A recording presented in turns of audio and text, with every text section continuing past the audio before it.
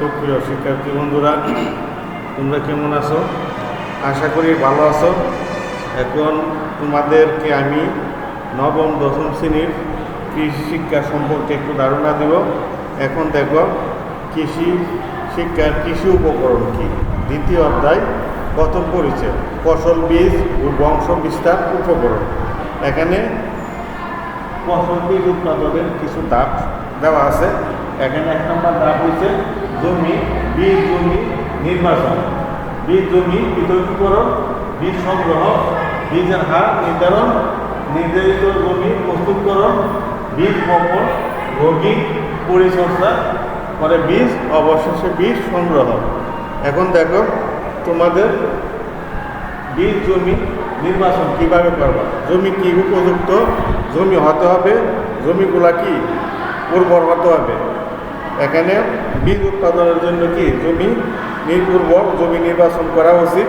জমি অবশ্যই আগাছা মুক্ত ও আলো বাতাস যুক্ত, আলো বাতাস থাকতে হবে।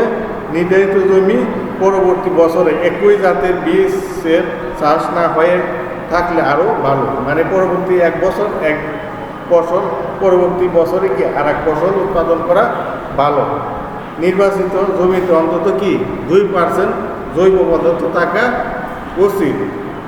এখন বীজ পৃথকীকরণ, বীজগুলা কীভাবে পৃথক করবা। বীজ উৎপাদনের জন্য নির্ধারিত জমি পার্শ্ববর্তী একই ফসলের জমির মধ্যে নির্দিষ্ট দূরত্বের ব্যবধান থাকতে হবে, মানে পরপর একটা নির্দিষ্ট জমি, এক জমি থেকে কি আর এক জমি দূরত্ব কি নির্দিষ্ট পরিমাণ থাকতে হবে।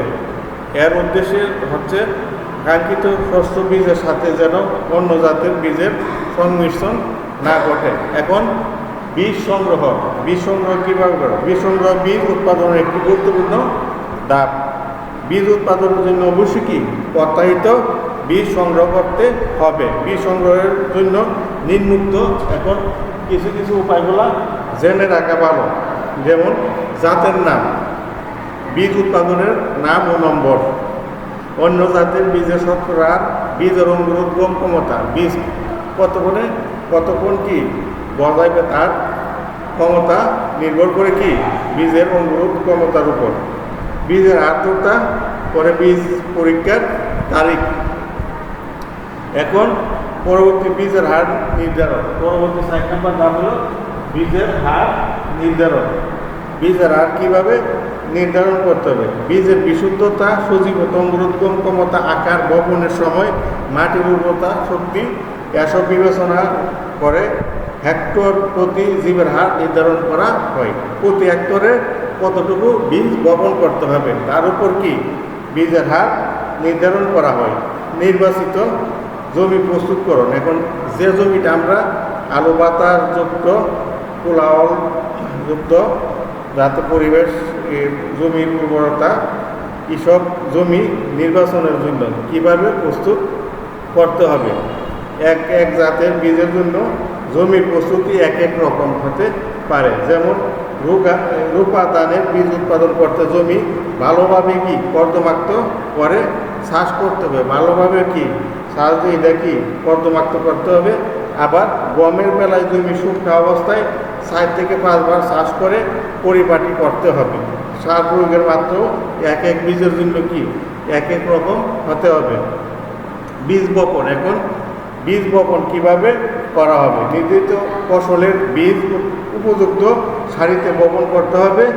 বীজতলায় প্রতিটি বীজ সমান গভীরতা বপন করতে হবে। প্রতিটি বীজগুলা কি গভীরতা সমান থাকতে হবে। কোন বীজ কত গভীরতায় বপন করতে হবে তা বীজের আকার, আর্দ্রতা, মাটির উপর নির্ভর করে। রোগিং বা বাছাইকরণ, এখানে দেখো রোগিং বা বাছাইকরণ শব্দের অর্থ কী। রোগিং শব্দের অর্থ কী? রোগিং শব্দের অর্থ হল বাছাইকরণ।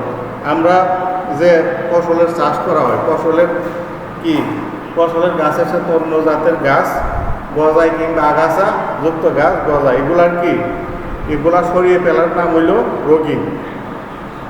অনাকাঙ্ক্ষী উদ্ভিদ তুলে ফেলাকে বলে 3 পর্যায়ে রোগিং বাছাই করা হয়। আবার রোগিংটা ফসল চাষের ফলে মানে এক এক সময় রোগিং করা হয়। এখন দেখো কুল আসার আগে একটা রোগিং করা হয়, মানে বাছাই করা হয় কুল আসার আগে, আবার কুল আসার পর, আবার পরিপক্ক পর্যায়ে যখন বড় হয় তখন রোগিং করা হয়, বাছাই করা হয়। আগাছা উগাছা থাকে, আবার আগাছা তুলে ফেলা হলে আবার আগাছা গজাতে পারে, এগুলো হলো রোগিং। এখন দেখো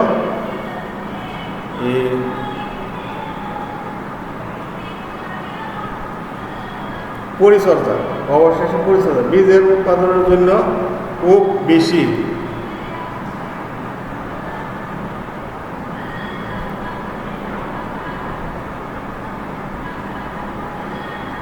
পরিচর্যা, বীজের উৎপাদনের জন্য খুব বেশি পরিচর্যার প্রয়োজন। নিচে কয়েকটি পরিচর্যার ধরন নিম্নে দেওয়া হলো। এখানে সুষম মাত্রা সার প্রয়োগ করতে হবে, জৈব সার প্রয়োগ করতে হবে, প্রয়োজন মতো সেচ দিতে হবে, বৃষ্টির পানি বা সেচের পানি জমলে নিষ্কাশন ব্যবস্থা করতে হবে, আগাছা পরিষ্কার করতে হবে, রোগ দমন করা, সারের উপরই প্রয়োগ করা। এখন বীজ সংগ্রহ, বীজ পরিপক্ক হওয়ার পর কি কাটতে হবে, তারপর পাড়াই করে জেরে পরিষ্কার করতে হবে, এটা হলো বীজ সংগ্রহ। এখন বংশবিস্তার উপকরণ উৎপাদনের ধাপসমূহ, এখন বংশবিস্তার উপকরণ উৎপাদনের ধাপসমূহ আমি একটু পড়ি। বীজ আলু উৎপাদন পদ্ধতি, আলুর জন্য কি এখানে জমি নির্বাচন করতে হবে, জমিগুলো কেমন হতে হবে, দোআঁশ মাটি হতে হবে। এখন আবার নির্বাচন জমি যেমন মরিচ, টমেটো, তামাক ইত্যাদি সোনানেশি গোত্রমুক্ত ক্ষেত্র থেকে অন্তত 30 মিটার দূরে থাকতে হবে। 5 থেকে 6টি চাষ সময় দিয়ে ভালোভাবে জোরজোড়া করে আলাদা করতে হবে মাটিগুলা। চাষ অন্তত 15 সেন্টিমিটার গভীর হতে হবে। মাটি বেশি শুকনো হলে প্লাবন সেচ দিয়ে মাটিতে কি জুয়া আসার ব্যবস্থা করতে হবে। জু শব্দের অর্থ কি, মানে মাটির উর্বরতা বৃদ্ধি করে মাটির কি শক্তি উপার্জন করা হইল জোর। বীজ শোধন, এখানে বীজকে বিভিন্ন পর্যায়ে কি পরিচর্যা করে বীজ শোধন করতে হবে। যেমন বীজ আলু বাহির অ্যাসিড দিয়ে শোধন করে, এখানে পাউডার কিংবা বিভিন্ন পাউডার দিয়ে কি বীজকে শোধন করতে হবে। 15 থেকে 20 মিনিট ডুবিয়ে পরে ছায়া শুকাতে হবে। এখানে বীজ প্রস্তুতি, বীজ আলু উৎপাদনের ক্ষেত্রে আস্ত আলু বপন করে ভালো করে কি, কারণ আস্ত বীজ রোপণের পর এগুলো কি রোগাক্রান্ত হওয়ার আশঙ্কা কম থাকে। আলু কেটে লাগালে প্রতি বর্ধিত অংশে 2টি চুপ অবশ্যই থাকতে হবে। 2টি চুপ থাকার কারণ কি, একটিতে যদি না গজা আরেকটিতে কি গাছ গজাতে পারে। মাটিতে ওষুধ প্রয়োগ, কারণ মাটিতে বিভিন্ন ধরনের ওষুধ প্রয়োগ করা হয়, বিভিন্ন ধরনের ব্যাকটেরিয়া থাকতে পারে কিংবা ডলে পড়া রোগ প্রতিরোধের জন্য কি প্রতি শতাংশে জমিতে 80 গ্রাম স্টেবল ব্লিচিং পাউডার বা ক্লোরোফিক্সিন মাটির সাথে মিশিয়ে দেওয়া উত্তম। সার প্রয়োগ, বিভিন্নভাবে আমরা কি সার প্রয়োগ করে থাকি। এখানে দেখো সারের নাম, এখানে বাকি ইউরিয়া রোপণের 30 থেকে 35 দিন পর গাছের গোড়ায় মাটি তুলে কি সার প্রয়োগ করতে হবে। পচা গোবর দিতে হবে কি 40 কেজি, ইউরিয়া দিতে হবে 1400 গ্রাম, টিএসপি দিতে হবে 900 গ্রাম, এমপিও দিতে হবে 1060 গ্রাম, বোরিক পাউডার বা বোরন সার দিতে হবে 25 গ্রাম, জিঙ্ক সালফেট দিতে হবে 50 গ্রাম, জিপসাম দিতে হবে 500 গ্রাম, ম্যাগনেসিয়াম পরিমাণ মতো, এগুলা দিতে হবে। এখন একটা জমি রোপণ করার পর সেচ ব্যবস্থাপনা, সেচ বেশি সেচ দিলে আবার গাছের জন্য খুবই ক্ষতিকর, পানি নিষ্কাশনের ব্যবস্থা থাকতে হবে। এখন আগাছা দমন, রোপণের পর 60 দিন পর্যন্ত আগাছা পরিষ্কার রাখতে হবে। গাছ কেটে থাকাকালীন অবস্থায় আগাছা কি দমন করতে রাখতে হবে।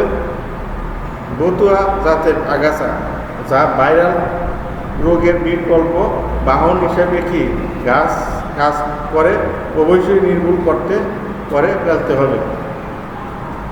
রোগ বালাই বা রোগ উপকার দমন করতে হবে। এখানে আলুর রোগ, অনেক ধরনের আলুর রোগ আছে, যেমন ব্যাকটেরিয়া জনিত, টলে পড়া রোগ, মরক রোগ, দাগ রোগ, ঠান্ড বসা রোগ, ভাইরাসজনিত রোগ কিংবা নিম্ন তাপমাত্রা, কুয়াশা অবস্থা রোগ, মেঘলা আকাশ আলুর জন্য ক্ষতিকর। আলুর মরক রোগ বা লেট ব্লাইট বলে, মরক রোগের আক্রমণ বেশি দেখা দেয় আলুর ফসলকে। এ অবস্থায় কি রক্ষা করার জন্য কি এখানে ছত্রাকনাশক হিসেবে প্রয়োগ করতে হবে। বুঝছে? শিক্ষার্থী বন্ধুরা, তোমরা ভালো থাকো। আজকে এ পর্যন্তই। সুস্থ থাকবা।